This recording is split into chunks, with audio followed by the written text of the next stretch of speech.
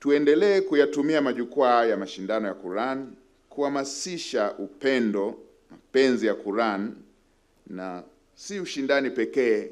Kama nilivyotangulia kusema, nimeona watoto wetu hawa wakionyesha kuwa wamefanya hiyo si tu kwa mashindano mbele yetu, bali kuwa sehemu ya kujifunza kwao na kuishi kama Mwenyezi Mungu anavyotaka.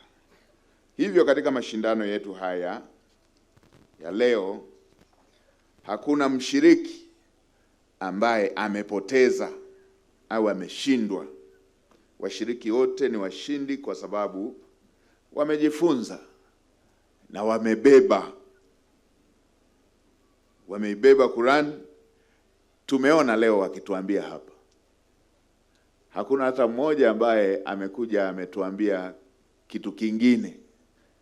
Ameibeba Qur'an katika nyoyo zao na wameieleza hapa mbele zetu.